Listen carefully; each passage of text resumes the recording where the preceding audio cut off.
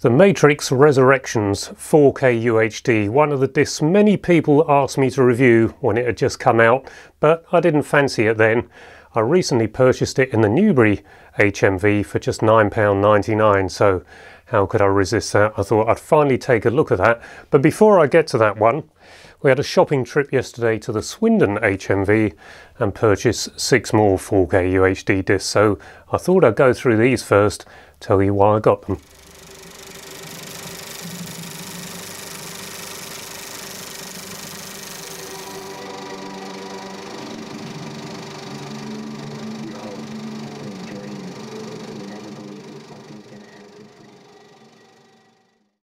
I think 4 of the purchases yesterday were because people had asked me to review these 4K discs more often than just about anything else. I was tempted by the Highlander 4K, but I'm not quite ready to take another look at that one yet, as I have it on Super 8, and I rather fancy watching that again. And in terms of the films that people have probably asked me to review the most on 4K, these are the Laserdiscs, the PAL Laserdiscs, the Godfather series. Well, I thought I'd have to give these another spin before I finally decided if I liked them enough to warrant purchasing the 4Ks, we'll see. But as much as I appreciate these as the great films that they are, they just weren't my cup of tea, and in fact I've only ever spun these discs up once, but fabulous presentation in the gatefolds, just lovely to have them, and I do fancy watching these again now that I've got them out, so perhaps stand by and maybe sometime soon those 4Ks will be coming my way. Right, the first one I couldn't leave on the shelf because HMV in the shops have got a deal on £9.99 for the Rambo films. They didn't have Rambo Part 2 that I could see in the Swindon branch, but they did have Rambo 3, and I probably should have got that for £10, shouldn't I? But Rambo First Blood, I've only ever seen this when it first got released as a scope feature on Super 8. In fact, I did the review for that for Film for the Collector, but that's another story. But it wasn't exactly my favourite Stallone film at the time, so now that I'm a bit older and a bit wiser, I hope, it's time to take another look at that and see if I agree with the people who disagreed with my opening to the cliffhanger review, saying that was undoubtedly his best film, which I said that to generate a bit of a discussion, and that certainly worked. So Rocky, Rambo, all sorts of Stallone films are being mentioned, but mainly those two. Quentin Tarantino film Inglourious Basterds, which I said I'd have a look at after I finally had a look at Once Upon a Time in Hollywood, because I really enjoyed that one, could really appreciate it. So I think I'm finally getting into the Tarantino vibe. So that second viewing finally of Pulp Fiction sort of alerted me to things I like about the Tarantino film. So let's see what I think of that one. I think I'll probably enjoy it given Once Upon a Time in Hollywood, but we'll see. So there might be a review of that coming soon. Don't know when I'll get round to these because I've got a couple of them here. Not exactly to review right now, but perhaps something for the future when I feel like it. And Raiders of the Lost Ark, well, so many people asked me to review that when it first came out. I really didn't fancy it because I'm ready to watch my Super 8 feature of it again. So perhaps once I've had a look at that, I'll have a look at this and then I'll do a review and incorporate the two in that. But it's not the best Super 8 feature all time, but it's very good. Looks great on the scope screen, considering the Super 8 frame is only 6mm across, so quite an amazing gauge that gave us home cinema possibility before it was really possible with video. Well, long before it was possible with video. God, when did Super 8 come out? Yeah, anyway, I digress. The next one, Gladiator. So many people have asked me to review this over the years. I know the film rather well. Saw it at the Empire Leicester Square with my good friend and colleague Keith Wilton, and at the end of the film he leaned over to me and said, "That separates the men from the boys, doesn't it?" And that was a good summary as far as I was concerned. So Keith loved it as well, a real connoisseur of films, ex-film editor, so rather knows his stuff, did some of the great BBC programmes of the day. He liked this film so much that he bought a 35mm feature, so I've watched that a couple of times with him. We had a great time in his basement cinema looking at that, and so rather watched it to death really. I have got the DVD, but one day soon I'll get around to watching the 4K version, and let's hope it's as good as Keith's 35mm print. And then a couple of new films that I rather fancied, and this was really the reason I thought we've got to go to Swindon, because I haven't pre-ordered it. But as many of you will know, I'm a bit of a petrol head. In particular, I love sports cars, particularly those wedge-shaped sports cars from the 70s and early 80s. But the 50s and 60s, great period for sports cars too, and this tells the story of Ferrari during the 1950s, company close to bankruptcy, and they bank it all on the Mille Miglia, I think, of 1956. And given that I think Le Mans 66, known as Ford versus Ferrari in other markets, given that I think this is one of the best films of modern years, how could I resist seeing Ferrari when it's first released as a 4K disc? So hopefully this will be a good companion to Le Mans 66, even though this is set around 10 years later.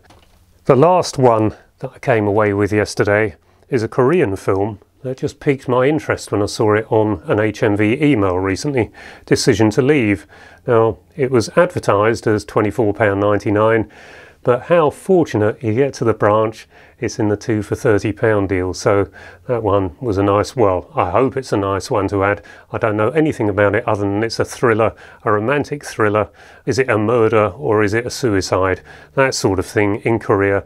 But I do like watching films from around the world, and I do find those from the Far East are often of particular interest. So this looks like quite a special pack. Actually, I think there's some postcards in here, some stills from the film. So I guess we'll find out when I open that. So let's hope that one's good enough for a 4K review on here, but might not be that popular a film, so maybe I'll incorporate that in a roundup review. The final one to mention is another Korean film, The Moon. It wasn't in stock at Swindon yesterday. I think it's only just recently come out.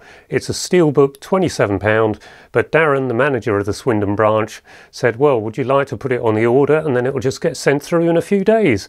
So, oh, that's a good idea. So it's gone through and hopefully that will be here in the next couple of days. Looks like a very interesting film. I believe it runs for 2 hours and 9 minutes and it's about an astronaut, a Korean astronaut, stranded on the moon and a race against time to save him. So that brings us to The Matrix Resurrections. Now, I had another look at The Matrix prior to watching this. Now, this has got a very similar look to The Matrix, even though they're shot completely different ways. But I think this one actually works slightly better than The Matrix. Now, I saw this at the cinema. It wasn't exactly the best looking film I'd ever seen, and it's not the best looking 4K you're ever going to see, but many people do tell me it's one of their favourite 4Ks. But to me, in here on the 10-foot screen, this looks a bit better than The Matrix, but does carry off the look of the original film very well. Now, I was never exactly the biggest fan of The Matrix. I didn't find it as original as most did, but I was working in IT then, and the people I worked with, we all tended to talk about its reality, the same sort of rubbish that they go into in that. And to me, this was always a computer game. So the opening of this one sets up the ending so well. I thought, yes, they're really going to get to it this time. It was all quite cerebral, really well thought out, or at least I thought it was. And then it got to the ending and it just went off. So I don't know if that was the plan, but I suspect when it came to shooting that ending or getting the story through, maybe the people funding it thought that, no, we don't want that sort of ending on it, because the fans of these films, they want to think it's all still real, and maybe we'll do another one in the future. It had an estimated budget of $190 million and grossed at the worldwide box office just $157 million.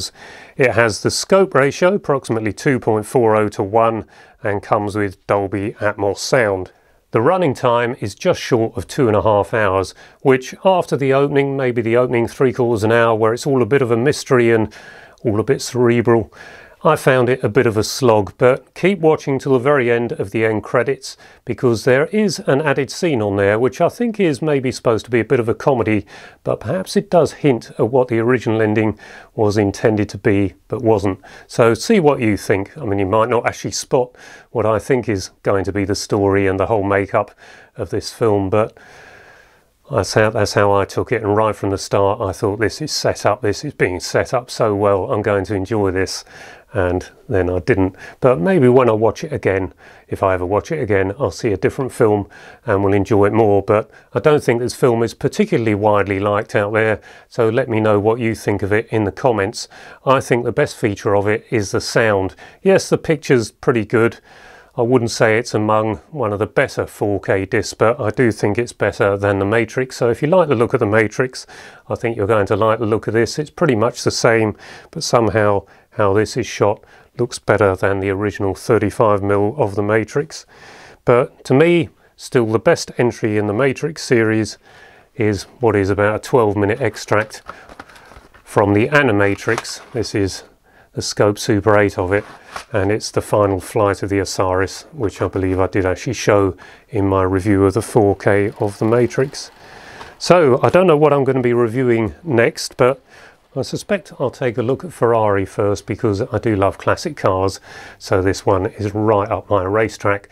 We'll see. Might not be popular enough to do a review on its own, so maybe decision to leave one or two of the other 4Ks in my collection. I'll do a roundup review of a few of them, we'll see. But anyway, I hope you enjoyed this video. If you did, please give it a like, and perhaps consider subscribing so I'm encouraged to carry on creating similar content to this in the future. Until the next video, bye bye for now.